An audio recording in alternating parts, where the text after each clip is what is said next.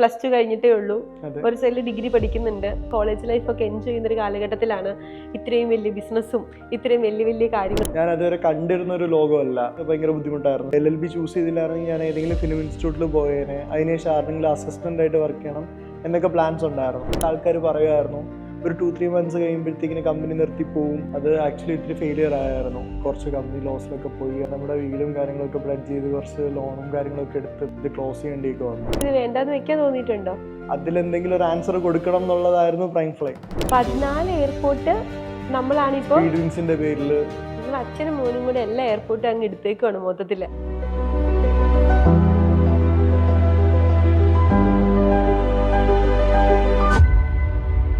നമസ്കാരം, ഞാൻ അന്ന സൂസൻ. സ്പാർക്കിന്റെ സ്പാർക്കുള്ള പുതിയൊരു എപ്പിസോഡിലേക്ക് ഹാർദമായ സ്വാഗതം. ഇന്ന് എൻ്റെ ഒപ്പം സ്പാർക്കിന്റെ ഹോട്ട് സീറ്റിൽ കഥ പറയാനിരിക്കുന്നത് ഒരു 22 വയസ്സുകാരനാണ്. തന്റെ 17ാമത്തെ വയസ്സ് മുതൽ അച്ഛന്റെ ബിസിനസ്സിനൊപ്പം ചേർന്ന ഒരു പയ്യൻ. പക്ഷെ ഇന്ന് 22ാമത്തെ വയസ്സിൽ എത്തി നിൽക്കുമ്പോൾ അച്ഛന്റെ ബിസിനസ്സിനൊപ്പം തന്നെ സ്വന്തമായ ഒരു ബ്രാൻഡ് ഡെവലപ്പ് ചെയ്ത് ഇന്ന് ഇന്ത്യ എമ്പാടും വളർന്ന ഒരു സ്റ്റോറിയാണ് ഗോകുലിന് നമ്മളോട് പറയാനുള്ളത്. ഗോകുലിന്റെ കഥ കേൾക്കാം. സ്വാഗതം ഗോകുൽ സ്പാർക്കിന്റെ ഹോട്ട് സീറ്റിലേക്ക്. ഗോകുലിന്റെ സ്വദേശം എവിടെയാണ്? ട്രിവാൻഡ്രാണ്. എന്താ പഠിച്ചതൊക്കെ? ഞാൻ BBA LLB കംപ്ലീറ്റ് ചെയ്തു. കോളേജിൽ നിന്ന് ജസ്റ്റ് ഇറങ്ങിയിട്ടേ ഉള്ളൂ. 22 വയസ്സ്. ഓക്കെ. 17 വയസ്സിൽ ബിസിനസ്സിലേക്ക് വന്നു എന്ന് പറഞ്ഞു. അപ്പൊ ഗോകുലിന്റെ കഥയിലേക്ക് വരുന്നേക്ക് മുന്നേ അച്ഛന്റെ ഒരു കഥയിലേക്ക് നമുക്ക് പോകേണ്ടിയിരിക്കുന്നു.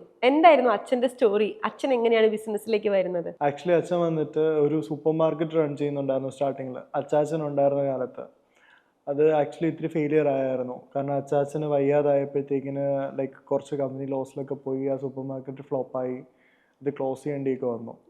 പിന്നെ അച്ചാച്ചൻ്റെ മരണശേഷം അച്ഛൻ കൊൽക്കട്ടയിൽ ഒരു എയർപോർട്ടിൽ ജോയിൻ ചെയ്തു. ബാഗേജ് റാപ്പിങ്ങിലായിരുന്നു. ബാഗേജ് റാപ്പിങ്ങിൽ ബാഗ് റാപ്പ് ചെയ്യുന്ന ജോബായിരുന്നു.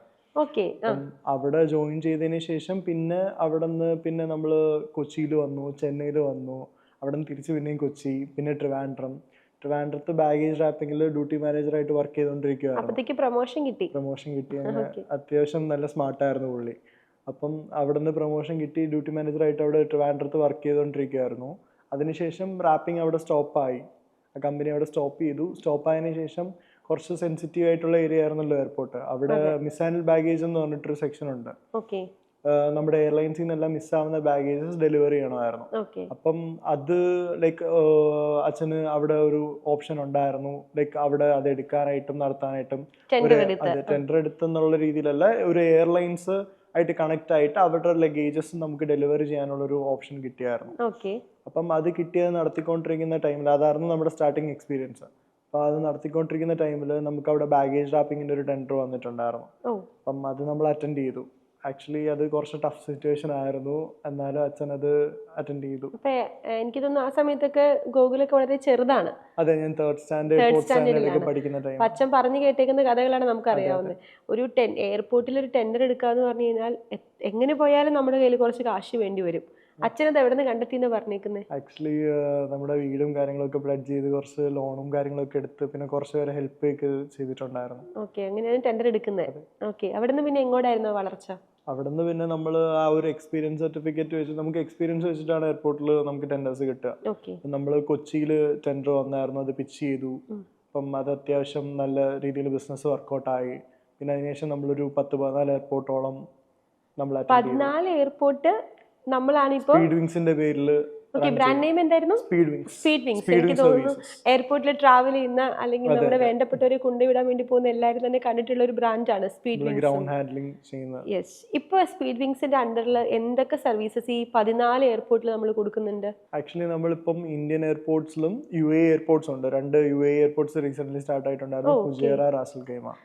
ആക്ച്വലി ഇവിടെ എല്ലാം നമ്മൾ ബാഗേജ് റാപ്പിംഗ്, പിന്നെ മീറ്റ് ആൻഡ് ഗ്രീറ്റ് സർവീസ് എന്ന് പറയുമ്പോഴത്തേക്കിന് നമ്മൾ ഫസ്റ്റ് ടൈം ട്രാവലേഴ്സ് ഒക്കെ വരുമ്പോഴത്തേക്ക് അവർക്ക് എയർപോർട്ടിലുള്ള എല്ലാ സർവീസിനും അസിസ്റ്റ് ചെയ്യാൻ ഒരാൾ കൂടെ കാണും. നമുക്ക് ഈ ലഗേജസ് ക്യാരി ചെയ്യാൻ പോർട്ടർ, പിന്നെ അതുപോലെ തന്നെ അവിടെ ചെക്ക് ഇൻ കൗണ്ടേഴ്സിൽ ബോർഡിംഗ് ഗേറ്റിൽ വരെ പോകാനായിട്ട് കൂടെ ഒരു എക്സിക്യൂട്ടീവ് അസിസ്റ്റ് ചെയ്യാനൊക്കെ ഉണ്ടാവും. അതാണ് മീറ്റ് ആൻഡ് ഗ്രീറ്റ് വരുന്നത്. ഓക്കെ. പിന്നെ കൊച്ചിയിൽ നമുക്ക് എയർപോർട്ട് എൻട്രി ടിക്കറ്റ് ഉണ്ട്, കൂടെ വരുന്ന വിസിറ്റേഴ്സിന് കയറി കാണാനായിട്ടുള്ള സ്പേസ് ഓക്കെ. അതിന്റെ ചെയ്യുന്നുണ്ട്. അങ്ങനെ കുറച്ചധികം സർവീസസ് എയർപോർട്ട്സിൽ ചെയ്യുന്നുണ്ട്. എത്ര വർഷമായി അച്ഛൻ ഇപ്പൊ ഈ സ്പീഡ് വിങ്സ് സ്റ്റാർട്ട് ചെയ്തിട്ട്? ആക്ച്വലി സ്പീഡ് വിങ്സ് സ്റ്റാർട്ട് ചെയ്തിട്ട് ഇപ്പം 14 ഇയേഴ്സ് ആയി. ഓക്കെ. നമ്മള് അച്ഛൻ എയർപോർട്ട് സെക്ടറിൽ വന്നിട്ട് 22 ഇയേഴ്സ് ആയി. 22 ഇയേഴ്സ് ആയി. 14 വർഷം കൊണ്ട് 14 എയർപോർട്ട്സ് ഇന്ത്യ ഒട്ടാകെയും UAE-യിൽ 2 ചെയ്യുന്നുണ്ട്. എത്ര എംപ്ലോയീസ് സ്പീഡ് വിങ്സിന്റെ അണ്ടറിൽ വർക്ക് ചെയ്യുന്നുണ്ട്? ഒരു 500 above കാണും. 500-ലധികം ആളുകൾക്ക് ജോലി കൊടുക്കുന്നുണ്ട്. ഇത് കണ്ടിട്ടാണ് ഗൂഗിൾ ബിസിനസ്സിലേക്ക് വരുന്നത് അല്ലേ? എത്രാമത്തെ വയസ്സിലാണ് ബിസിനസ്സിൽ വരുന്നത്? ഞാൻ ആക്ച്വലി ഒരു 1880s ആയപ്പോഴത്തേക്കിന് അച്ഛൻ്റെ കൂടെ സ്പീഡ് വിങ്സിൽ കയറിയിരുന്നു. ചെറുങ്ങനെ കയറി തുടങ്ങി. പിന്നെ അവിടെ നിന്ന് ഒരു ലാസ്റ്റ് ഒരു 2 years മുമ്പാണ് ഞാൻ പ്രൈം ഫ്ലൈ എന്ന് പറയുന്ന ഒരു ഐഡിയയിലേക്ക് വരുന്നത്, സ്വന്തം ബ്രാൻഡിലേക്ക് വരുന്നത്. ഈ അച്ഛൻ്റെ ബിസിനസ്സിൽ വരുമ്പോൾ എനിക്ക് തോന്നുന്നു, എനിക്ക് ഭയങ്കര ക്യൂരിയോസിറ്റി തോന്നുന്നു. കാരണം ഇവിടെ ഇരിക്കുന്ന പിള്ളേരൊക്കെ പറഞ്ഞു ഇവരൊക്കെ 24-25 വയസ്സൊക്കെ ആയി. പക്ഷേ 22ാമത്തെ വയസ്സിൽ അച്ഛൻ്റെ ബിസിനസ്സിൽ ഇൻവോൾവ്ഡ് ആണ്, സ്വന്തമായിട്ടൊരു ബ്രാൻഡ് നടത്തുന്നുണ്ട്. ഈ 17 വയസ്സിൽ ബിസിനസ്സിലേക്ക് വരുന്ന +2 കഴിഞ്ഞിട്ടേ ഉള്ളൂ. അപ്പം അങ്ങനെ ഒരു തോട്ട് എന്തായിരുന്നു? ആക്ച്വലി അത് അച്ഛന് ഇൻട്രസ്റ്റഡ് ആയിരുന്നു, ഞാൻ എല്ലാം പഠിച്ചിരിക്കണം, കൂടെ ഉണ്ടാവണം എന്നൊക്കെ പുള്ളിയുടെ ആഗ്രഹമായിരുന്നു. അങ്ങനെയാണ് ആക്ച്വലി ജോയിൻ ചെയ്യുന്നത്. അപ്പൊ ബാക്കി വീട്ടുകാരൊക്കെ സപ്പോർട്ട് ചെയ്ത് അമ്മയൊക്കെ എന്ത് പറഞ്ഞു? അമ്മയ്ക്കൊക്കെ എനിക്ക് ഒരു ഗവൺമെന്റ് ജോലി വേണം, ഞാൻ അങ്ങനെ ഒരു 10 to 5 ജോബിന് പോകണം, തിരിച്ച് വീട്ടിൽ വരണം, കൂടെ ഉണ്ടാവണം. കാരണം അച്ഛൻ എപ്പോഴും ഭയങ്കര ബിസി ആയിരുന്നു. അപ്പം ഞാൻ അങ്ങനെ ആവാൻ പാടില്ല, ഞാൻ കൂടുതലും വീട്ടിൽ തന്നെ ഉണ്ടാവണം. അമ്മയെ ഞാൻ ഭയങ്കര അറ്റാച്ച്ഡ്, അതുകൊണ്ട് എപ്പോഴും ഞാൻ വീട്ടിലുണ്ടാവണം എന്നായിരുന്നു അമ്മയുടെ ആഗ്രഹം. പക്ഷെ അച്ഛൻ സമ്മതിച്ചില്ല. അച്ഛൻ സമ്മതിക്കാഞ്ഞല്ല. ആക്ച്വലി അച്ഛന് ബിസിനസ്, അച്ഛൻ ഇത്രയും കഷ്ടപ്പെട്ടുണ്ടാക്കിയ ഒരു ബ്രാൻഡായിരുന്നു. അപ്പം അതിൻ്റെ കൂടെ ഉണ്ടാവണം, അല്ലെങ്കിൽ എന്താ അതിൻ്റെ ഒരു പാർട്ടാവണം എന്നൊക്കെ പുള്ളിക്കൊരു ആഗ്രഹം ഉണ്ടായിരുന്നു. അപ്പോൾ പുള്ളി കുറച്ച് കാര്യങ്ങൾ പഠിക്കട്ടെ, കുറച്ച് ഉത്തരവാദിത്തം വരട്ടെ എന്ന് പറഞ്ഞിട്ട്. എന്നിട്ട് ആദ്യം തന്നെ ജോലി എന്താ? ആക്ച്വലി ആദ്യം തന്ന ജോബ് എന്താന്ന് വെച്ച് കഴിഞ്ഞാൽ ബാഗേജ് റാപ്പിങ്ങിൽ നമുക്ക് ട്രിവാൻഡ്രത്ത് ആക്ച്വലി അവിടെ നമുക്ക് മിസാൻഡിൽ ബാഗേജ് റണ്ണിങ് ഉണ്ടായിരുന്നു. അപ്പം ഞാൻ കൂടെ അവിടെ നമ്മുടെ ഡെലിവറി ചെയ്യുന്ന ചേട്ടന്മാരൊക്കെ ഉണ്ട്. അപ്പോൾ അവരുടെ കൂടെ ഞാൻ ഡെലിവറി കൊടുക്കുന്നതിൻ്റെ കൂടെ കൊടുക്കാനൊക്കെ കൂടെ പോവായിരുന്നു. അതിനുശേഷം പിന്നെ അവിടെ ട്രിവാൻഡ്രത്ത് നമുക്ക് റാപ്പിംഗ് കിട്ടിയായിരുന്നു, ബാഗേജ് റാപ്പിംഗ് സർവീസ് നമുക്ക് കിട്ടിയ സമയത്ത് അച്ഛൻ എൻ്റെ അടുത്ത് പറഞ്ഞു, ഓക്കെ ശരി ഇവിടെ നീ കയറിയിട്ട് അവിടെ ഡ്യൂട്ടി മാനേജറായിട്ട് കയറിയിട്ട് കാര്യങ്ങളൊക്കെ നോക്ക്, കണ്ടു പഠിക്ക്, പതുക്കെ കാര്യങ്ങളിലോട്ടൊക്കെ ഇൻവോൾവ് ആവുന്നുള്ള രീതിയിൽ അവിടെ തന്നു. അപ്പൊ അച്ഛൻ ആദ്യം ചെയ്തുകൊണ്ടിരുന്ന ജോലിയാണ് ഡ്യൂട്ടി മാനേജർ ട്രിവാൻഡ്രത്ത് വന്നതിന് ശേഷം? അച്ഛൻ ആദ്യമേ റാപ്പിങ്ങിലായിരുന്നു നിന്നിരുന്നത്, പിന്നെ ഡ്യൂട്ടി മാനേജറായിട്ട് ട്രിവാൻഡ്രത്ത് നിൽക്കുന്നത്. അപ്പൊ ഗൂഗിളിലും തന്നു. ഓക്കെ. ആ എക്സ്പീരിയൻസ് എങ്ങനെയുണ്ടായിരുന്നു? +2 കഴിഞ്ഞിട്ടേ ഉള്ളൂ, ഒരു സൈഡിൽ ഡിഗ്രി പഠിക്കുന്നുണ്ട്. ആ എക്സ്പീരിയൻസ് എങ്ങനെയുണ്ടായിരുന്നു? അത്യാവശ്യം കുറെ കാര്യങ്ങളൊക്കെ പഠിക്കാൻ പറ്റി. കുറെ ആൾക്കാരൊക്കെ ഞാൻ അതുവരെ കണ്ടിരുന്ന ഒരു ലോകമല്ല എന്നുള്ളത് ഭയങ്കര ഇതായിരുന്നു, ഭയങ്കര ഒരു മനസ്സിലാക്കാൻ പറ്റിയൊരു സ്റ്റേജ് ആയിരുന്നു അത്. പിന്നെ അവിടെ നിന്ന് ഞങ്ങള് കൊച്ചിയിലേക്ക് എന്നെ അച്ഛൻ വിളിച്ചു, എൻ്റെ അടുത്ത് അവിടെ വന്ന് നിൽക്കാൻ പറഞ്ഞു. ഞാൻ അവിടെ നിന്ന് ട്രിവാൻഡ്രം ഒരു 2 years ഉണ്ടായിരുന്നു അടുപ്പിച്ച്. അതിനുശേഷം കൊച്ചി ഇന്റർനാഷണൽ എയർപോർട്ടിൽ വന്നു, GM പോസ്റ്റ് ആയിരുന്നു. അപ്പം അവിടെ നിന്നിട്ടുണ്ടായിരുന്നു. അവിടെ ഒരു ഓൾമോസ്റ്റ് 1.5 years ഉണ്ടായിരുന്നു. നിന്നതിന് ശേഷമാണ് ഞങ്ങൾ ഈ പ്രൈം ഫ്ലൈ എന്ന് പറയുന്ന ഒരു ആപ്പിനെ പറ്റി ചെയ്യാം, അല്ലെങ്കിൽ എന്താ അങ്ങനെ ഒരു ബ്രാൻഡിങ് തുടങ്ങാം എന്നൊക്കെ ഉള്ളൊരു പ്ലാൻ എനിക്കുണ്ടായിരുന്നു. ഞാനപ്പോൾ അച്ഛൻ്റെ അടുത്ത് അത് അവതരിപ്പിച്ചു. അപ്പം ശരി സ്റ്റാർട്ട് ചെയ്തോ. അച്ഛൻ അങ്ങനെ ഒരു കാര്യത്തിന് നോ പറയുന്ന ആളല്ല. അപ്പം ആയിക്കോട്ടെ. പ്രൈം ഫ്ലൈ ഇതാണ് ഗൂഗിളിന്റെ സ്വന്തം ബ്രാൻഡ്. എന്താണ് പ്രൈം ഫ്ലൈ കൊണ്ട് ഉദ്ദേശിക്കുന്നത്? പ്രൈം ഫ്ലൈ ആക്ച്വലി വന്നിട്ട് നമുക്ക് ഡെഡിക്കേറ്റഡ് എയർപോർട്ട് സർവീസസ് തരുന്ന ഒരു ആപ്ലിക്കേഷൻ അല്ലെങ്കിൽ വെബ്സൈറ്റ് എന്നുള്ള രീതിയിൽ പറയാം. പ്രൈം ഫ്ലൈയിൽ മെയിനായിട്ട് ചെയ്യുന്ന കാര്യങ്ങളെല്ലാം നമുക്ക് എയർപോർട്ട് ബേസ്ഡ് സർവീസസ്. ഇപ്പം നമുക്ക് ഫ്ലൈറ്റ് ടിക്കറ്റ് ആപ്ലിക്കേഷനിൽ കൊണ്ടുവന്നിട്ടുള്ള ഓഫ്ലൈൻ സെയിൽസിൽ ചെയ്യുന്നുണ്ട്. മീറ്റ് ആൻഡ് ഗ്രീറ്റ് സർവീസസ് ആണ് നമ്മുടെ main product. Actually meet and greet service നേരത്തെ പറഞ്ഞ പോലെ ആദ്യമായി എയർപോർട്ടിൽ വരുന്നവർക്ക് ഭയങ്കര യൂസ്ഫുൾ ആയിട്ടുള്ള സർവീസാണ്. നമുക്ക് ചെക്ക് ഇൻ കൗണ്ടേഴ്സിലാണെങ്കിലും ടിൽ ബോർഡിംഗ് ഗേറ്റ്, നമ്മൾ പറയുന്നത് കാർ ഡ്രോപ്പ് ചെയ്യുന്ന പോയിന്റ് തൊട്ട് ബോർഡിംഗ് ഗേറ്റ് വരെയുള്ള ഒരു അസിസ്റ്റൻസ് ആണ്. പ്രായമുള്ളവർക്കാണെങ്കിലും ആദ്യമായിട്ട് ട്രാവൽ ചെയ്യുന്നവർക്കാണെങ്കിലും ഒക്കെ ഭയങ്കര ഹെൽപ്ഫുൾ ആണ്. കുട്ടിയായിട്ട് ഒറ്റയ്ക്ക് ട്രാവൽ ചെയ്യുന്ന മദേഴ്സ് അങ്ങനെയുള്ളവർക്കെല്ലാം ഭയങ്കര ഹെൽപ്ഫുൾ ആണ്. കാരണം നമുക്ക് ഒരു പോർട്ടറും ഒരു അസിസ്റ്റന്റും കൂടെ ഉണ്ടാവും. അപ്പം ആക്ച്വലി ഇപ്പം ഇവിടെ കൊച്ചിയിൽ അച്ഛൻ അത് ഡയറക്റ്റ് സർവീസ് പ്രൊവൈഡർ ആണ്. ഞാനിപ്പോൾ അതിൻ്റെ ആപ്ലിക്കേഷൻ എടുത്തപ്പോഴത്തേക്കും എനിക്ക് ഇതിൻ്റെ അതർ ഡെസ്റ്റിനേഷൻ നമ്മൾ ചെയ്യാത്ത എയർപോർട്ട്സിലും കണക്ട് ചെയ്തിട്ട് അവിടെ കൊടുക്കാൻ പറ്റുന്നുണ്ട്, എൻഡ് ടു എൻഡ് സർവീസ് പോലെ. നിങ്ങൾ അച്ഛനും മോനും കൂടെ എല്ലാ എയർപോർട്ടും അങ്ങ് എടുത്തേക്കുവാണ് മൊത്തത്തില്. ഈ പ്രൈം ഫ്ലൈയിലേക്ക് വന്നപ്പോൾ അച്ഛൻ്റെ ഒരു, കാരണം അച്ഛൻ്റെ ബിസിനസ് ഉണ്ട്, അത് മുന്നോട്ട് കൊണ്ടുപോകുമ്പോൾ അച്ഛൻ്റെ ഒരു ലെഗസി കാത്തു സൂക്ഷിക്കുക എന്നുള്ളൊരു ആസ്പെക്റ്റിലാണ് അച്ഛൻ വളർത്തിയത് മുഴുവൻ. സ്വന്തമായിട്ടൊരു ബ്രാൻഡ് എന്ന് പറഞ്ഞപ്പോൾ അച്ഛൻ ആദ്യം ഓക്കെ പറഞ്ഞോ? പുള്ളിക്ക് ഞാൻ എന്ത് ചെയ്യാനാണെങ്കിലും ഓക്കെ ആയിരുന്നു. ബട്ട് പുള്ളിക്ക് എങ്ങനെയാന്ന് വെച്ച് കഴിഞ്ഞാൽ ഇതുണ്ടല്ലോ, പിന്നെ നമുക്ക് സെപ്പറേറ്റ് ആയിട്ട് ഒരെണ്ണം വേണ്ട ആവശ്യമുണ്ടായിരുന്നു എന്ന് പുള്ളി തോന്നിയിട്ടുണ്ട്. പിന്നെ എൻ്റെ താല്പര്യമാണ് ചെയ്യാം, അപ്പോൾ പുള്ളി അവനിഷ്ടമുള്ള എന്താണെന്ന് വെച്ചാൽ ചെയ്തോട്ടെ എന്നുള്ളൊരു മൈൻഡാണ്. തുടങ്ങാനുള്ള ക്യാപിറ്റൽ അച്ഛൻ തന്നോ? അതെ അതെ, തീർച്ചയായിട്ടും. എത്ര രൂപ തന്നു? ആക്ച്വലി എബോ ഒരു 15 lakhs മുകളിൽ തന്നിട്ടുണ്ട്. എത്ര നാളും കൊണ്ട് തിരിച്ചു കൊടുത്തോ? ആക്ച്വലി ഒരു 1 year എടുത്തു തിരിച്ചടയ്ക്കാനായിട്ട്. അടച്ചു. ഓക്കെ, അത് അടിപൊളി. അപ്പൊ ആദ്യത്തെ മാസത്തെ ഒരു നമ്മൾ ഉദ്ദേശിച്ച പോലെ സെയിലൊക്കെ വന്നപ്പോ അച്ഛൻ്റെ അടുത്ത് പോയി എന്ത് പറഞ്ഞു? അല്ല, ആക്ച്വലി നമുക്ക് ഫസ്റ്റ് മന്ത് ഒക്കെ ഭയങ്കര ബുദ്ധിമുട്ടായിരുന്നു. സെയിലൊന്നും നമ്മൾ ആക്ച്വലി ആപ്ലിക്കേഷൻ റിലീസ് ചെയ്യുന്നതിന് മുമ്പേ കുറച്ച് നാൾ ഓഫ്ലൈൻ ആയിട്ട് സെയിൽസ് കൊണ്ടുപോകുന്നുണ്ടായിരുന്നു. അപ്പോഴൊക്കെ കുറച്ച് ബുദ്ധിമുട്ടായിരുന്നു. ഞാൻ തന്നെയാണ് കുറേയൊക്കെ ബുക്കിങ്സ് നോക്കിയും കാര്യങ്ങളൊക്കെ ചെയ്തുകൊണ്ടിരുന്നത്. പിന്നെ നമ്മൾ 2 സ്റ്റാഫ്സിനെ എടുത്തു, ഞാൻ അങ്ങനെ സെറ്റ് ചെയ്ത് പതുക്കെ കൊണ്ടുവന്നു. ഒരു 3 to 6 months നമുക്ക് നല്ലൊരു പ്രോഫിറ്റ് ഉണ്ടായി. അപ്പം ഫസ്റ്റ് തന്നെ ഞാൻ ചെയ്തത് അച്ഛനൊരു വാച്ച് ഗിഫ്റ്റ് ചെയ്തു. കമ്പനി സ്റ്റാർട്ട് ചെയ്യാനായിട്ടുള്ളൊരു ഇൻവെസ്റ്റർ എന്നുള്ള രീതിയിലും പിന്നെ സപ്പോർട്ടിംഗ് ആയിട്ട് നിൽക്കുന്ന ഒരു ഫാദർ എന്നുള്ള രീതിയിലും ഞാൻ എന്ത് ചെയ്യണം എന്ന് എനിക്കറിയത്തില്ലായിരുന്നു. അപ്പം ഞാൻ അത്യാവശ്യം എന്നെ കൊണ്ട് അഫോർഡ് ചെയ്യാൻ പറ്റുന്ന രീതിയിലുള്ളൊരു വാച്ച് ഞാൻ വാങ്ങിച്ച് ഗിഫ്റ്റ് ചെയ്തു. അത് കൊടുത്തപ്പോൾ അച്ഛൻ എന്ത് പറഞ്ഞു? അച്ഛന് ഭയങ്കരമായിട്ട് ഇഷ്ടപ്പെട്ടു. അപ്പം അതിട്ടോണ്ടപ്പോൾ പുള്ളി നടക്കുന്നു. ആണോ? മേ ബി അതിനേക്കാളും നല്ല ബ്രാൻഡിന്റെ വാച്ച് മേടിക്കാനുള്ളതുണ്ടെങ്കിലും ഗോകുലിന്റെ ഗിഫ്റ്റ് എന്നുള്ള രീതിയിൽ അതായിരിക്കും അച്ഛൻ ധരിക്കുന്നത് അല്ലേ? സന്തോഷം. അത് കേൾക്കുമ്പോൾ നമുക്ക് സന്തോഷം. കാരണം ഇത്ര ചെറിയ പ്രായത്തിനുള്ളിൽ ബിസിനസ് നടത്താൻ പറ്റുന്നുണ്ട്. ഇങ്ങനത്തെ കുഞ്ഞു കുഞ്ഞു ഇമോഷൻസിനെ നമുക്ക് അവരെ ഹാപ്പി ആക്കാൻ സാധിക്കുന്നുണ്ടല്ലോ. ഇനി എന്താണ് നമ്മുടെ കമ്പനിയുടെ ഫ്യൂച്ചർ പ്ലാൻസ് വന്നിട്ട് ആക്ച്വലി നമുക്ക് ആപ്ലിക്കേഷൻ ഒന്നുകൂടെ കുറച്ചുകൂടെ ഡെവലപ്പ് ചെയ്തെടുക്കണം എന്നുണ്ട്. നമ്മളിപ്പോൾ നേരത്തെ പറഞ്ഞിരുന്നു, ഓഫ്ലൈൻ ആയിട്ടാണ് നമ്മൾ കുറേ അധികം സെയിൽസ് കൊണ്ടുപോകുന്നത്. ഇപ്പം ഈ ടിക്കറ്റിംഗ് ആണെങ്കിലും അങ്ങനത്തെ കാര്യങ്ങളെല്ലാം നമ്മൾ ഹോട്ടൽ ബുക്കിംഗ്സ് ഒക്കെ ഓഫ്ലൈനിലാണ് ചെയ്തുകൊണ്ടിരിക്കുന്നത്. അതൊക്കെ ആപ്ലിക്കേഷൻ ത്രൂ ചെയ്യുന്ന രീതിയിൽ എത്തിക്കണം എന്നുണ്ട്. അതുപോലെ തന്നെ നമ്മൾ ഹോം ടു ഹോം എന്ന് പറയുന്ന ഒരു പ്ലാനാണ് എൻ്റെ മൈൻഡിൽ. ആക്ച്വലി നമുക്കിപ്പം നിങ്ങൾക്ക് ട്രാവൽ ചെയ്യണം എന്നുണ്ടെങ്കിൽ നിങ്ങൾ വീട്ടിൽ നിന്ന് ഇറങ്ങുമ്പം തന്നെ നമ്മുടെ ക്യാബ് വരുന്നു, നിങ്ങൾക്ക് ആ സർവീസിൻ്റെ അടുത്ത് കൊണ്ടുവന്ന് എത്തിക്കുന്നു, എയർപോർട്ടിൽ എത്തുന്നു, എയർപോർട്ടിൽ ഫുൾ സർവീസ്, കാറിൽ നിന്ന് ഇറങ്ങുന്ന പോയിന്റിൽ നിന്ന് ബോർഡിംഗ് ഗേറ്റ് വരെയുള്ള ഫുൾ സർവീസ് നമുക്ക് അസിസ്റ്റ് ചെയ്യാൻ പറ്റുന്നുണ്ട്. അതുപോലെ തന്നെ നമുക്കിപ്പം അടുത്ത ഡെസ്റ്റിനേഷൻ എവിടെ പോയാണ് ലാൻഡ് ആവുന്നത് അവിടെ നിന്ന് അറൈവൽ സർവീസ് എടുക്കാൻ നമുക്ക് പറ്റുന്നുണ്ട്. അതുപോലെ തന്നെ അവിടെ നിന്ന് പോകേണ്ട ഡെസ്റ്റിനേഷൻ എങ്ങോട്ടാണ് അങ്ങോട്ടും നമുക്ക് എത്തിക്കാൻ പറ്റുന്ന ഒരു സിറ്റുവേഷനിലേക്ക് എത്തുന്ന രീതിയിലാണ് ഞാൻ കംപ്ലീറ്റ് ട്രാവലിംഗ് സൊല്യൂഷൻ ആവുക അല്ലേ?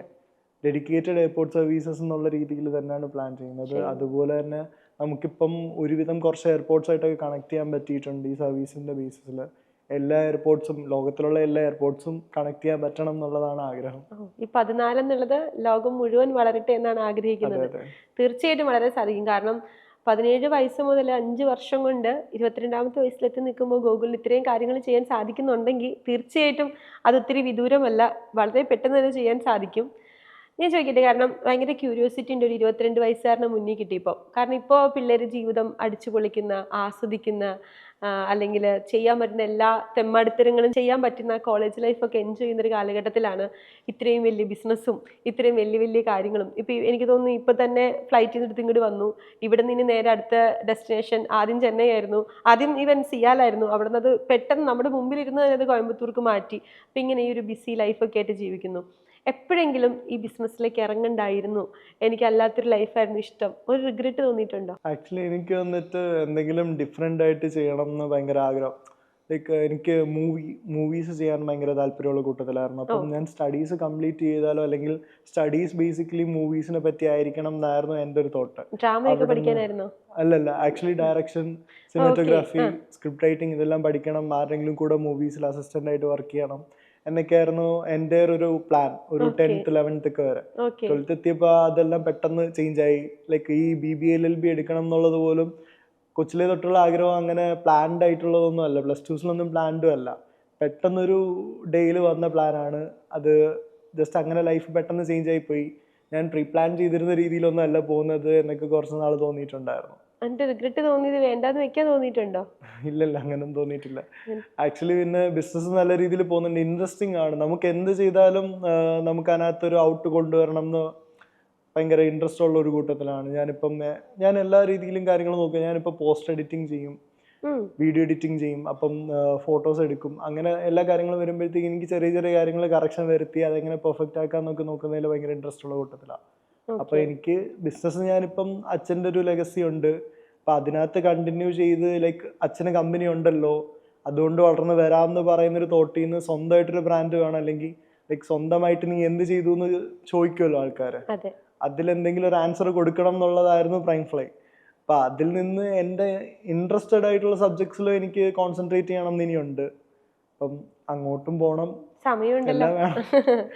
ഓക്കെ, ഇതിനിടയ്ക്ക് എപ്പോഴേ പറഞ്ഞു മാർഷൽ ആർട്സ് ഭയങ്കര ഇഷ്ടമാണെന്ന്. അതെ, കൊച്ചിലെ തൊട്ട് ഞാൻ സ്കൂൾ ടൈമിലൊക്കെ കരാട്ടെ ഒരു 2-3 ഇയേഴ്സ് പോയിട്ടുണ്ടായിരുന്നു, ക്ലാസിക്കൽ ഡാൻസിന് പോയിട്ടുണ്ടായിരുന്നു. ഇതെല്ലാം അച്ഛൻ വിടുമായിരുന്നു എല്ലാത്തിനും. അച്ഛനും അമ്മയ്ക്കും ഒക്കെ ക്ലാസിക്കൽ ഡാൻസ് ഒക്കെ ഭയങ്കര ഇഷ്ടമായിരുന്നുകൊണ്ട് എന്നെ വിടുമായിരുന്നു. അപ്പം ആ ഒരു ടൈമെല്ലാം കഴിഞ്ഞപ്പോൾ എനിക്ക് ഭയങ്കരമായിട്ട് മാർഷൽ ആർട്സ് പഠിക്കണം, ഈ മൂവീസിലെ ഫൈറ്റ് സ്റ്റണ്ടൊക്കെ കാണുമ്പോഴത്തേക്കിന് മാർഷൽ ആർട്സ് പഠിക്കണം എന്നൊക്കെ ഭയങ്കര ഇൻട്രസ്റ്റഡ് ആയിരുന്നു. പിന്നെ ഒരു ലൈക്ക് കുറച്ചാൾ കഴിഞ്ഞ് ബിസിനസ്സിലേക്ക് ഇറങ്ങി കഴിഞ്ഞപ്പോഴത്തേക്കിനും ഒന്നിനും പറ്റില്ല. ലൈക്ക് എന്നാലും ഞാനിപ്പം യൂട്യൂബ് വീഡിയോസ് ഒക്കെ കണ്ടിട്ട് വീട്ടിൽ തന്നെ ട്രെയിനിങ് കാര്യങ്ങളൊക്കെ ചെറിയ നോക്കാറുണ്ട്. ഞാൻ ആദ്യം ചോദിച്ചതുപോലെ ഈ ചെറിയ പ്രായത്തിലുള്ള ഇത്രയും കാര്യങ്ങൾ ചെയ്യുന്നുണ്ട്. ലൈഫിലൊരു പ്രൗഡ് മൊമെന്റ് എല്ലാവരുടെയും ജീവിതത്തിലുണ്ടാവും, ഒരു പ്രൗഡ് മൊമെന്റ്. ഈ ഒരു 22 വയസ്സിനിടയ്ക്കും അങ്ങനെ ഒരു മൊമെന്റ് ഉണ്ടായിട്ടുണ്ടാകാം. എന്തായിരിക്കും ആ ഒരു പ്രൗഡ് മൊമെന്റ്? ഒരുപാട് എടുത്ത് തോന്നിയിട്ടുണ്ട് പല പല കാര്യങ്ങളിൽ. പക്ഷെ എനിക്ക് ഏറ്റവും കൂടുതൽ ഇഷ്ടമായ അല്ലെങ്കിൽ എനിക്ക് ഏറ്റവും കൂടുതൽ പ്രൗഡാണെന്ന് തോന്നിയ ഒരു മൊമെന്റ് എന്താണെന്ന് വെച്ച് കഴിഞ്ഞാൽ, നമ്മൾ കമ്പനി സ്റ്റാർട്ട് ചെയ്യുന്നു, പ്രൈം ഫ്ലൈ എന്ന് പറഞ്ഞൊരു കമ്പനി സ്റ്റാർട്ട് ചെയ്യുന്നു, പലർക്കും തോന്നിയിരുന്ന ഒരു കാര്യം എന്താണെന്ന് വെച്ചാൽ, അച്ഛന് കമ്പനിയുണ്ട്, അച്ഛൻ ഫണ്ട് ചെയ്യുന്നുണ്ട്, അപ്പം എങ്ങനെ വേണമെങ്കിലും ആ ഫണ്ട് യൂട്ടിലൈസ് ചെയ്യും, അല്ലെങ്കിൽ എങ്ങനെ അത് പൊട്ടിപ്പോയാലും കുഴപ്പമില്ല കമ്പനി, അല്ലെങ്കിൽ കുറച്ചാളെ നടത്തൂ. എൻ്റെ ഒരു ക്യാരക്ടർ വെച്ച് ആൾക്കാർ പറയുമായിരുന്നു ഒരു 2-3 മന്ത്സ് കഴിയുമ്പോഴത്തേക്കിന് കമ്പനി നിർത്തിപ്പോവും, അങ്ങനെയൊക്കെ ആയിരിക്കും കുറെ ആൾക്കാർ പറയുമായിരുന്നു. അപ്പം അവിടെ നിന്നൊരു പോയിന്റ് ഉണ്ടായത് എന്താണെന്ന് വെച്ച് കഴിഞ്ഞാൽ, ഞങ്ങൾ സ്റ്റാർട്ട് ചെയ്ത് ഓഫ്ലൈൻ സെയിൽസിലാണ്. നമുക്ക് ഫസ്റ്റ് മന്ത് ഒരു 6500 സെയിൽ ഉണ്ടായിരുന്നുള്ളൂ ഫസ്റ്റ് മന്തിൽ. അപ്പോൾ അവിടെ നിന്ന് നമ്മൾ പിന്നെ പ്രൈം ഫ്ലൈ ഓക്കെ സെയിൽസ് ആയി, ആപ്ലിക്കേഷൻ ആയി, വെബ്സൈറ്റ് ആയി. ഇപ്പം നമുക്ക് മന്ത്ലി ഒരു 15 lakhs മേളിൽ സെയിൽ നടക്കുന്നുണ്ട്. അപ്പം അതിനകത്തുനിന്ന് അടുത്ത വന്നൊരു പോയിന്റ് എന്താണെന്ന് വെച്ച് കഴിഞ്ഞാൽ, എനിക്കിപ്പോൾ ഒരു 6-7 സ്റ്റാഫ് എന്ന് പറയാൻ പറ്റില്ല, എൻ്റെ പിള്ളേരുണ്ട്. അപ്പം അവരൊക്കെ ആയിട്ട് ഞാനൊരു 1.5 വർഷം ആവുന്നു കമ്പനി. അപ്പൊ 2-3 മാസത്തിൽ നിർത്തിപ്പോ, അല്ലെങ്കിൽ ഇത് എത്ര നാൾ ഓടും എന്ന് ചോദിച്ചെടുത്തൊന്ന് 1.5 കൊല്ലം ഓട്ടിക്കാൻ പറ്റി എന്നുള്ളതൊരു സന്തോഷം. അത് 6500 രൂപയുടെ സെയിലിൽ നിന്ന് 15 ലക്ഷം രൂപയുടെ സെയിലിലേക്ക് എത്തിക്കാൻ പറ്റി എന്നുള്ളത് അതിനേക്കാൾ വലിയ സന്തോഷം. ചോദിക്കട്ടെ, ഇപ്പം പറഞ്ഞു എൻ്റെ പിള്ളേര് അല്ലെങ്കിൽ അച്ഛൻ്റെ കൂടെ 500-ലധികം സ്റ്റാഫ് ഉണ്ട്. ഒരു ടീം ഉണ്ടെങ്കിൽ മാത്രമേ നമുക്ക് നല്ല രീതിയിലൊരു ബിസിനസ് റൺ ചെയ്യാൻ പറ്റത്തുള്ളൂ. ഗോകുലിന്റെ അഭിപ്രായത്തിൽ ഒരു ടീമിന് എത്രത്തോളം പ്രസക്തി ഉണ്ട് ഒരു സംരംഭകന്റെ വളർച്ചയിൽ? ആക്ച്വലി നമ്മുടെ കൂടെ നിൽക്കുന്നവരുടെ സപ്പോർട്ട് തന്നെയാണ് നമുക്ക് എല്ലാ കാര്യങ്ങളിലും. ഇപ്പം അച്ഛനാണെങ്കിലും പറയും ലൈക്ക് കൂടെ ഉണ്ട്. ഇപ്പം അച്ഛൻ്റെ കൂടെ അച്ഛൻ റാപ്പിങ്ങിൽ ഡ്യൂട്ടി മാനേജറായിട്ട് നിന്നിരുന്ന ടൈം തൊട്ട് ഇപ്പോഴും കൂടെ നിൽക്കുന്ന ആൾക്കാരുണ്ട്. അപ്പം അച്ഛൻ്റെ വലങ്കൈ ഇടങ്കൈ എന്നൊക്കെ പറയുന്ന പോലെ കൂടെ നിൽക്കുന്ന ആൾക്കാരുണ്ട്. അൻസാറിക്ക, അനീസങ്കിള്, ഇവരൊക്കെ ആക്ച്വലി ഭയങ്കര സപ്പോർട്ടിങ് ആണ്. അങ്ങനെ ഒരുപാട് ആൾക്കാരുണ്ട്. കൊച്ചിലെ ലൈക്ക് ഞാൻ കണ്ട് തുടങ്ങിയ ആൾക്കാരൊക്കെയാണ്, അങ്കിൾ, ചേട്ടൻ, അങ്ങനത്തെ ആൾക്കാരൊക്കെ ഇപ്പോഴും ഒരു 10-18 കൊല്ലത്തോളം അച്ഛൻ്റെ കൂടെ തന്നെ ഉണ്ട് എല്ലാ കാര്യങ്ങളിലും.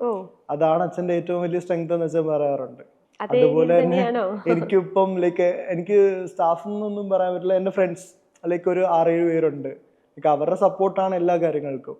അവർക്ക് എൻ്റെ ഫിനാൻഷ്യൽ സ്റ്റാറ്റസ് എങ്ങനെയാ, കമ്പനി നടത്തിക്കൊണ്ട് പോകുന്ന സ്റ്റാറ്റസ് എങ്ങനെയാ, ഞാൻ അതിനകത്തൊരു ഇൻവോൾവ് ആവുന്ന രീതി എങ്ങനെയാ, എല്ലാവർക്കും എല്ലാം അറിഞ്ഞാണ് കാര്യങ്ങൾ ചെയ്യുക.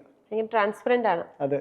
ഇപ്പൊ നമ്മള് മലയാളീസ് എത്തിപ്പെടാത്ത രാജ്യങ്ങളില്ലാന്നാണ് എല്ലാവരും പറയുന്നത്. ഇപ്പൊ നമ്മൾ ഈ പറയുന്നത് പോലെ ഈ ആഫ്രിക്കൻ കൺട്രീസിലേക്ക് രാജ്യങ്ങളിലേക്ക് ട്രാവൽ ചെയ്യുമ്പോൾ ഇപ്പോൾ ഒരുപാട് ബിസിനസ് സാധ്യതകളൊക്കെ അവിടെ ഉണ്ട്. അപ്പൊ ഇങ്ങനെയുള്ള നമ്മൾ പോയാൽ നമ്മുടെ വീട്ടിലിരിക്കുന്നവർക്ക് ചിലപ്പോൾ ടെൻഷൻ ആയിരിക്കും, അയ്യോ ഇവർ പോയി കഴിഞ്ഞാൽ എങ്ങനെയാകും, അവിടെ ആൾക്കാരുണ്ടാവുമോ, മലയാളീസ് ഉണ്ടാവുമോ, നമുക്ക് അസിസ്റ്റ് ചെയ്യാൻ ആരെങ്കിലും ഉണ്ടാവും, എയർപോർട്ടിൽ നിന്ന് ഇറങ്ങിക്കഴിയുമ്പോൾ എന്താ ചെയ്യേണ്ടത്. ഇപ്പൊ നമ്മൾ ചില സിനിമകളിലൊക്കെ കാണുമ്പോൾ വളരെ പേടിപ്പെടുത്തുന്ന ഒരു കാര്യമൊക്കെയാണ് ഈ ആഫ്രിക്കൻ രാജ്യങ്ങളുടെ കാര്യങ്ങൾ എന്നൊക്കെ പറയുന്നത്. അപ്പൊ അവിടെ ഈ എയർപോർട്ട്സിൽ നമ്മുടെ സർവീസ് ഉണ്ടാകുമോ? ഞങ്ങളിപ്പം സ്പീഡ് വിങ്സ് ആക്ച്വലി ഇവിടെ ഒന്നും ഡെലിവറി ചെയ്യുന്നില്ല. നമ്മൾ ഇന്ത്യൻ എയർപോർട്ട്സ് ഉണ്ട്, പിന്നെ UAE എയർപോർട്ട്സ് ഉണ്ട്. പക്ഷേ പ്രൈം ഫ്ലൈയുടെ കേസ് എടുക്കുമ്പോഴത്തേക്കിന് നമുക്ക് അവിടെയൊക്കെ പറ്റും. നിങ്ങൾക്ക് ഏത് എയർപോർട്ട് വേണം നമ്മളോട് സർവീസ് എത്തിച്ചു തരാൻ വില്ലിംഗ് ആണ്. ഇപ്പം ആപ്ലിക്കേഷൻ ത്രൂ പറ്റുന്നില്ല, ഓഫ്ലൈനിൽ ചെയ്യുന്നുണ്ട്. നമ്മൾ കോൺടാക്ട് ചെയ്താൽ നമുക്ക് ഏത് എയർപോർട്ട്സ് നിങ്ങൾക്ക് പിച്ച് ചെയ്യണം എന്നുണ്ടെങ്കിൽ നമ്മൾ ചെയ്തു കൊടുക്കും. ലോകത്തിന്റെ ഏത് എയർപോർട്ട്സിൽ നമുക്ക് സർവീസ് വേണമെങ്കിലും നമ്മൾ ചെയ്തു തരാൻ വില്ലിംഗ് ആണ്, നമ്മുടെ ടീം വില്ലിംഗ് ആണ്. പക്ഷെ ആപ്ലിക്കേഷൻ ത്രൂ അത് എത്തിയിട്ടില്ല, ഉടനെ എത്തും. എത്തും. അതിനുള്ള പണികൾ പുറകെ ചെയ്തുകൊണ്ടിരിക്കുന്നു. ഓക്കെ, അതാണ് ഇത്രയും ട്രാവലിംഗ് ഒക്കെ.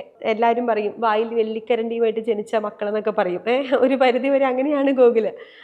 ഒരിക്കൽ ഞങ്ങൾ ഈ ഷീല കൊച്ചോസെപ്പിനോട്, നമ്മുടെ അടുത്തൊരു സുഹൃത്തൂടെയാണ്, അപ്പോൾ ആൻറ്റോടി ഇങ്ങനെ ഒരു ചോദ്യം ചോദിച്ചു. നമ്മളെല്ലാം ചോദിച്ചു, നമ്മുടെ ഒരു ഇവൻറ്റിൽ വെച്ചിട്ട് ഒരാൾ ചോദിച്ചു, മാമിന് എന്തായിരുന്നു കുഴപ്പം, മാമിന് ബിസിനസ് തുടങ്ങാൻ കൊച്ചോസെ സാർ ഫണ്ട് തരില്ലേ, അല്ലെങ്കിൽ അദ്ദേഹത്തിൻ്റെ ഒരു ബ്രാൻഡിൻ്റെ സപ്പോർട്ടില്ലേ, പിന്നെ എന്തായിരുന്നു പ്രശ്നം എന്ന് ചോദിക്കുമ്പോൾ പുള്ളിക്കാരത്തി വളരെ രസമായിട്ടൊരു മറുപടി പറയുന്നുണ്ട്, എനിക്ക് ഫണ്ട് തന്നു, പക്ഷേ ഞാനത് തിരിച്ചു കൊടുക്കണമായിരുന്നു. അപ്പൊ ഈ ചോദ്യം ഏറ്റവും കൂടുതൽ കേട്ടേക്കുന്ന വേറെ വ്യക്തിയായിരിക്കും ഗോകുല്. എന്തായിരുന്നു ഗോകുലിന്റെ പ്രശ്നം എന്നുള്ളത്, അല്ലേ? ഏറ്റവും കൂടുതലുള്ള ബുദ്ധിമുട്ട് ഇത് തന്നെയായിരുന്നു. ആൾക്കാർക്ക് എന്താന്ന് വെച്ച് കഴിഞ്ഞാൽ, നമുക്കിപ്പോൾ എന്തായാലും ഒരു നല്ല കമ്പനി ഉണ്ട്, എന്തുണ്ടെങ്കിലും അച്ഛൻ നോക്കോളും എന്ന് ഒരു ഇതുണ്ടല്ലോ. പൊതുവേ എല്ലാവരും നമ്മളിപ്പോൾ കമ്പനി തുടങ്ങുന്നു എന്ന് പറഞ്ഞാൽ, അല്ലെങ്കിൽ എന്തെങ്കിലും ഞാൻ ഇൻഡിവിജ്വലി ചെയ്യുന്നെന്ന് പറഞ്ഞാലും ആൾക്കാർ ചോദിക്കും അച്ഛനുണ്ട്, എന്തുണ്ടെങ്കിലും അവനാവാം, അങ്ങനെ ഒരു തോട്ട്. ലൈക്ക് എനിക്കിങ്ങനെ ഭയങ്കര, ഞാൻ ഓവർ തിങ്ക് ചെയ്യുന്നൊരു കൂട്ടത്തിലാണ്. ഞാനിങ്ങനെ ഈ കാര്യങ്ങളൊക്കെ ഭയങ്കരമായിട്ട് തിങ്ക് ചെയ്യും. ആൾക്കാരിങ്ങനെ പറയുമോ, അല്ലെങ്കിൽ പറയുന്നത് കേട്ട് കഴിഞ്ഞാൽ എനിക്ക് ഭയങ്കര ബുദ്ധിമുട്ടാണ്. അതുപോലെ തന്നെ ക്യാഷ് വാങ്ങിച്ചിട്ടാണ് ഞാനിത് സ്റ്റാർട്ട് ചെയ്യുന്നത്.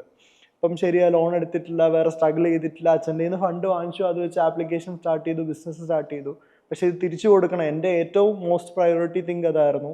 എത്ര പെട്ടെന്ന് ഈ കാശ് അടച്ച് തീർക്കാൻ പറ്റും, അല്ലെങ്കിൽ ഇത് മൊത്തം കൊടുക്കണം, എന്നിട്ട് ലൈക്ക് ബാക്കിയുള്ള കാര്യങ്ങളിലേക്ക് മൂവ് ഓൺ ആവണം. കാരണം ആൾക്കാർ ചോദിക്കും അച്ഛൻ്റെ നിന്ന് ഫണ്ട് വാങ്ങിച്ചു, അല്ലെങ്കിൽ തോട്ട് തോന്നുക, എനിക്ക് തന്നെ ഓവർ തിങ്കിങ് തോന്നാറുണ്ട്. ലൈക്ക് ഈ ഫണ്ട് വാങ്ങി അത് എന്താ, അത് നശിപ്പിച്ച് കളയുമോ എന്നൊക്കെ ആൾക്കാർ ചോദിക്കുമോ, അല്ലെങ്കിൽ അതുകൊണ്ട് എന്തോ ആവാം, കാശുണ്ടല്ലോ, ഇതിനിപ്പോൾ പൊട്ടിപ്പോയാൽ തന്നെ തിരിച്ചു തന്നു കഴിഞ്ഞ് കഴിഞ്ഞാൽ അച്ഛൻ നോക്കോളും, ഇവൻ ഒന്നിനകത്തും ടെൻസ്ഡ് ആവണ്ട, അറിയാവണ്ട എന്നൊക്കെ ഉള്ളൊരു തോട്ടെല്ലാം ആൾക്കാർ ചിന്തിക്കാറുണ്ടല്ലോ. ഞാൻ അതിനൊക്കെ പറ്റി ഭയങ്കര ക്യൂരിയോസിറ്റിയിൽ നോക്കാറുണ്ട്.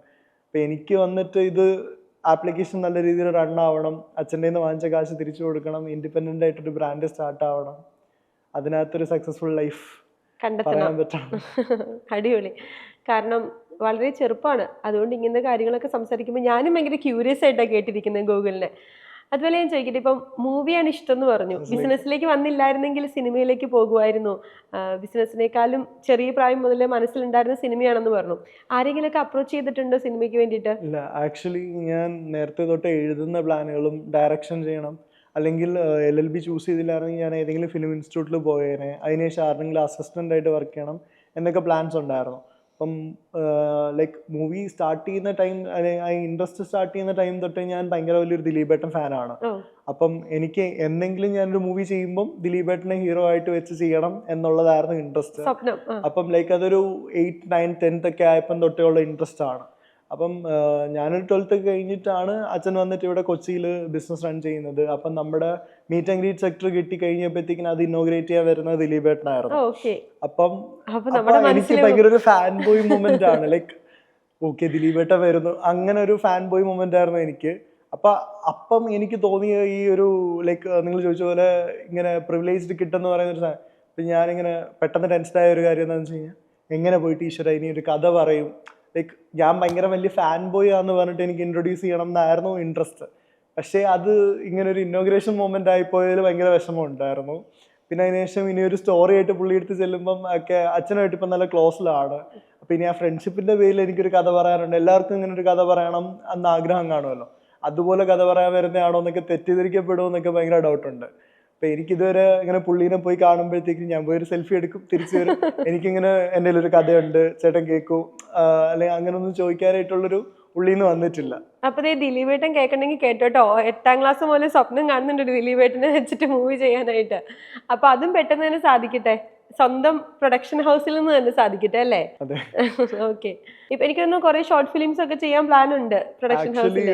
എനിക്ക് വന്നിട്ട് സ്വാഗ് ഫിലിംസ് എന്ന് പറഞ്ഞിട്ട് ഒരു യൂട്യൂബ് ചാനൽ സ്റ്റാർട്ട് ചെയ്തിട്ടാണ് ഞാൻ എൻ്റെ 2-3 ഫ്രണ്ട്സ്, ആദി, അഞ്ജു, വൈഷ് എന്നൊക്കെ പറഞ്ഞിട്ട് എൻ്റെ 2-3 ഫ്രണ്ട്സായിട്ട് ഞാൻ ഷോർട്ട് ഫിലിം ഒക്കെ ചെയ്യാൻ പ്ലാൻ ഉണ്ടായിരുന്നു. അതിൻ്റെ ഇനിഷ്യൽ സ്റ്റേജിലാണ് വന്നിട്ട് ഞാൻ ബിസിനസ്സിലേക്ക് കയറുന്നത്. പിന്നെ അത് ഡ്രോപ്പായി. ഞാൻ പിന്നെ ഇടയ്ക്ക് വെച്ച് സ്റ്റോറീസ് ഒക്കെ എഴുതുമായിരുന്നു. അപ്പം ഇനിയുള്ള പ്ലാൻ എന്താണെന്ന് വെച്ച് കഴിഞ്ഞാൽ, പ്രൈം ഫ്ലൈ നല്ല രീതിയിൽ ഓടി ഒന്ന് സെറ്റായി കഴിയുമ്പോഴത്തേക്കിന് ഞാൻ ആ സ്വാഗ് ഫിലിംസ് എന്ന് പറയുന്നത് ഒന്നുകൂടെ സ്റ്റാർട്ട് ചെയ്യും. അപ്പം നമ്മളിപ്പം ആക്ച്വലി ആരെങ്കിലുമൊക്കെ സ്റ്റോറീസ് പറയാൻ ഇൻട്രസ്റ്റഡ് ആണെന്നുണ്ടെങ്കിൽ എൻ്റെ അടുത്ത് അവർക്ക് ഏത് രീതിയിൽ വേണമെങ്കിലും കോൺടാക്ട് ചെയ്യാം. പ്രൈം ഫ്ലൈ ത്രൂ ആണെങ്കിലും കോൺടാക്ട് ചെയ്യാം. കോൺടാക്ട് ചെയ്ത് സ്റ്റോറീസ് പറഞ്ഞ് നമുക്ക് ഓക്കെ ആണ്, എനിക്ക് എടുക്കാൻ പറ്റുന്ന ബഡ്ജറ്റിലുള്ള സാധനങ്ങളാണെങ്കിൽ ഞാൻ ഷോർട്ട് ഫിലിംസ് പ്രൊഡ്യൂസ് ചെയ്യും നമ്മുടെ ചാനൽസിൽ ആർക്കും ആണെങ്കിലും ക്രിയേറ്റീവ്സ് കൊണ്ടുവരാം. ഈ വീഡിയോ കണ്ടിട്ട് വേറെ ഒന്നും നടന്നില്ലേലും നിറയെ സ്റ്റോറി കേൾക്കാം. അപ്പം ആക്ച്വലി എനിക്ക് കുറച്ച് സ്റ്റോറീസ് കേട്ട് ഇൻട്രസ്റ്റഡ് ആണെങ്കിൽ, എനിക്ക് ഡയറക്റ്റ് ചെയ്യാൻ പറ്റുന്നതാണെങ്കിൽ ഞാൻ ചെയ്യും, പ്രൊഡ്യൂസ് ചെയ്യാൻ പറ്റുന്നതാണെങ്കിൽ ചെയ്യാൻ ഇൻട്രസ്റ്റഡ് ആണ്. ഇപ്പം ചാനൽസിലൂടെ അതിൻ്റെ ഔട്ട് കൊടുക്കും, അങ്ങനെയൊക്കെ കുറച്ച് പ്ലാൻസ് ഉണ്ട്. പിന്നെ മൂവി ചെയ്യണം എന്നുണ്ട്. അപ്പം അച്ഛൻ ആക്ച്വലി പ്രൊഡക്ഷൻ ഹൗസ് ഉണ്ട്, ഞങ്ങൾ 2 മൂവീസ് ചെയ്തിട്ടുണ്ട്, പ്രൊഡ്യൂസ് ചെയ്തിട്ടുണ്ടായിരുന്നു അച്ഛൻ. അപ്പം ആ ചാനൽ വഴിയാണെങ്കിലും സാഗ് വഴിയാണെങ്കിലും നമ്മൾ എന്തെങ്കിലും ഒരു മൂവി ചെയ്യും. അപ്പൊ അച്ഛനും മോനും സിനിമ പ്രാന്തന്മാരാണ്. വേറെ കുറെ ലൈക്ക് പുള്ളി കൊച്ചിലെ തൊട്ട് കൊണ്ടുപോയി ഫസ്റ്റ് ഡേ ഫസ്റ്റ് ഷോ ഒക്കെ കൊണ്ടുപോയിട്ടുള്ള ഒരു കൊച്ചിലെ തൊട്ട് ആ ഒരു ഇതുണ്ട്. കാരണം നമ്മൾ കൂടുതൽ ഫ്രീ ടൈം സ്പെൻഡ് ചെയ്യുന്ന അങ്ങനെ. അച്ഛൻ പണ്ട് തൊട്ട് വർക്ക് ചെയ്യുന്ന ടൈമിലാണെങ്കിലും എയർപോർട്ടിൽ ഭയങ്കര ബിസി ആയിരുന്നതുകൊണ്ട് നമ്മൾ ഫ്രൈഡേ സാറ്റർഡേ സൺഡേ എല്ലാം മൂവി. അപ്പം അങ്ങനെ കൊച്ചിലെ തൊട്ടേ നമ്മുടെ ഒരു എന്റർടൈൻമെന്റ് പേർപ്പസ് അതായിരുന്നു, സിനിമയായിരുന്നു. അതെ. അപ്പം അങ്ങനെ ഭയങ്കര ഞാൻ മൂവി അഡിക്റ്റഡ് ആയി. അങ്ങനെ ഏറ്റവും ഇഷ്ടപ്പെട്ട നായകനാരാണ് മലയാളത്തില്? ഓഫ്കോഴ്സ് ദിലീപേട്ടനാണ്. ലാലേട്ടനും മമ്മൂക്കയല്ല? അല്ല, ഞാൻ ആക്ച്വലി കൊച്ചിലെ തൊട്ട് നമുക്ക് എല്ലാവർക്കും ആ ഒരു ചൈൽഡ്ഹുഡ് തൊട്ടൊരു ഭയങ്കര ഇഷ്ടം തോന്നുമല്ലോ. ലൈക്ക് ഒരു ജനപ്രിയ നായകൻ എന്നുള്ളതല്ല, നമുക്ക് ഭയങ്കര ഫണ്ണി ആയിട്ട് എടുക്കാം എല്ലാ രീതിയിലും. കാരണം CID മൂസയൊക്കെ ഇഷ്ടപ്പെടാത്ത ആരും കാണും. തീർച്ചയായിട്ടും ശരിയാ. അപ്പം ഞാൻ ആക്ച്വലി കൊച്ചില് എന്നെ ആദ്യമായിട്ട് കൊണ്ടുപോയി കാണിക്കുന്ന സിനിമ CID മൂസ എന്നാ പറയുന്ന അമ്മയൊക്കെ. അല്ല, ദിലീപേട്ടന് അങ്ങനെ ഒരു ക്വാളിറ്റി ഉണ്ട്. ഇപ്പം എന്റെ മോൻ അല്ലെങ്കിൽ എന്റെ പാർട്ട്ണറുടെ മോള്, ഇവർക്ക് രണ്ടുപേർക്ക് ഏറ്റവും ഇഷ്ടപ്പെട്ട നടൻ ദിലീപേട്ടനാണ്. കാരണം ഇപ്പോഴത്തെ മൂവീസ് അവരത്ര കാണുന്നില്ല. ഇവര് ഈ പറഞ്ഞ പണ്ടത്തെ തിളക്കവും അല്ലെങ്കിൽ ഈ പറഞ്ഞതുപോലെ സുന്ദരകില്ലാടിയും CID മൂസയെ കണ്ട് എന്റെ കൊച്ചിരുന്ന് ചിരിക്കണതാണ്. ഞാൻ ആലോചിക്കാറുണ്ട്, ഈ 8 വയസ്സുകാരന് ഇത് ഇത്രയും റിലേറ്റ് ചെയ്യാൻ പറ്റുന്നുണ്ടോന്ന്. പക്ഷെ അതൊക്കെ കണ്ടിട്ട് മക്കൾ ഇപ്പൊ ഇരുന്ന് ചിരിക്കുന്ന കാണുമ്പോൾ നമുക്ക് തന്നെ തോന്നും ദിലീപേട്ടൻ ചെയ്തു വെച്ചൊരു കുറെ കാര്യങ്ങളുണ്ട്, അത് വേറെ ആർക്ക് റീപ്ലേസ് ചെയ്യാൻ പറ്റത്തില്ല.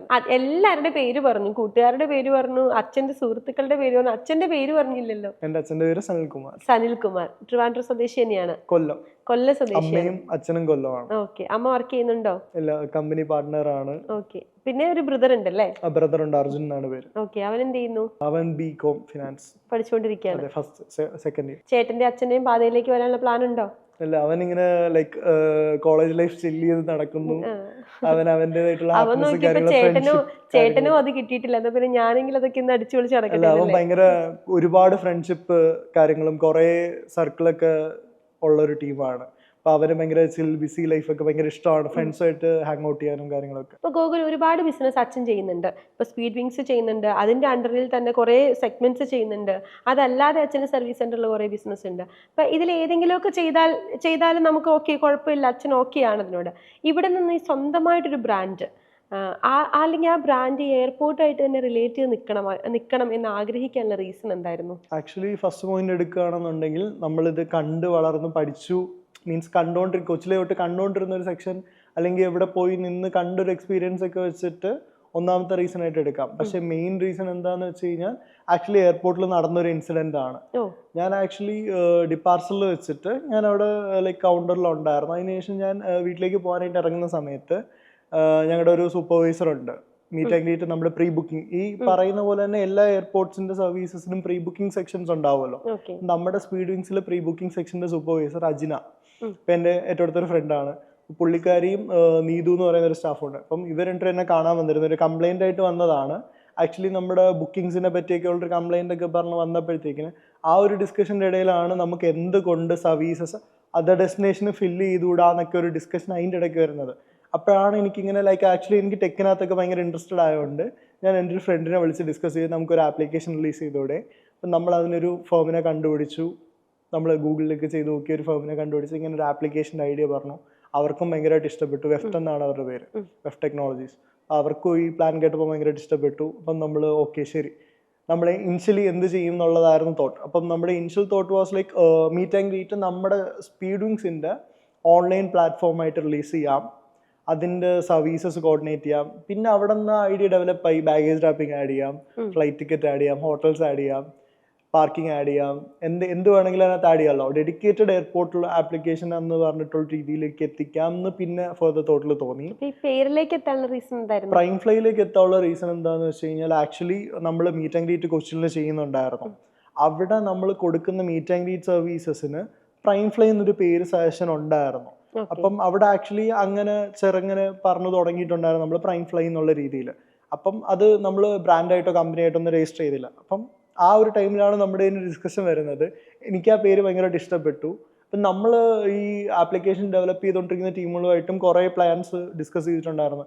എന്ത് പേര് കൊടുക്കാം, അങ്ങനെ കുറേ ഡിസ്കഷൻ പോയി അവസാനം ഞാൻ ചോദിച്ചു എന്തുകൊണ്ട് പ്രൈം ഫ്ലൈ എന്ന് തന്നെ കൊടുത്തുകൂടാ, നമ്മളത് രജിസ്റ്റർ ചെയ്തിട്ടില്ല, കമ്പനി ആയിട്ട് എടുത്തിട്ടില്ല, പ്രൈം ഫ്ലൈ എന്ന് കൊടുത്തുകൂടാ. ഞാൻ അൻസാറങ്ങളുടെ അടുത്ത് ചോദിച്ചു, അച്ഛൻ്റെ വലങ്കയിൽ ഞാൻ പറഞ്ഞു, പുള്ളി ചോദിച്ചു, പുള്ളി പറഞ്ഞു നല്ലതാണ്, നീ വന്ന് നിനക്ക് അത് ഇഷ്ടമാണെങ്കിൽ ഓക്കെ, അച്ഛൻ്റെ അടുത്ത് ചോദിക്കുക, സംസാരിക്കുക.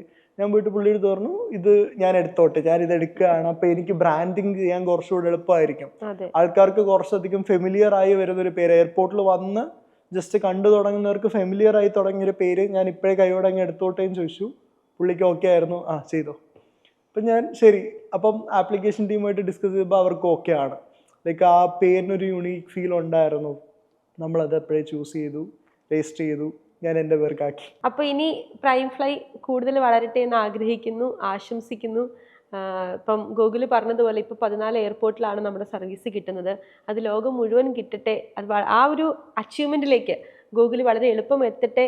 അതിനുള്ള എല്ലാവിധ സപ്പോർട്ടും ഞങ്ങളുടെ ഭാഗത്തു നിന്നുണ്ടാകും. അപ്പോൾ ഈ 14 എയർപോർട്ട് എന്നുള്ളത് നമ്മുടെ ഇപ്പോൾ ലോകത്ത് മുഴുവൻ 400-ലധികം എയർപോർട്ട്സ് ഉണ്ട്. അപ്പോൾ ആ അത്രയും എയർപോർട്ട്സിലേക്ക് എത്തട്ടെ എന്ന് ഞാൻ ആഗ്രഹിക്കുന്നു, ആശംസിക്കുന്നു. മുന്നോട്ടുള്ള യാത്രയിൽ ഞങ്ങൾ അതിനുള്ള കൂടെ ഉണ്ടാകും. അപ്പോൾ എല്ലാവിധ ആശംസകളും. Thank you.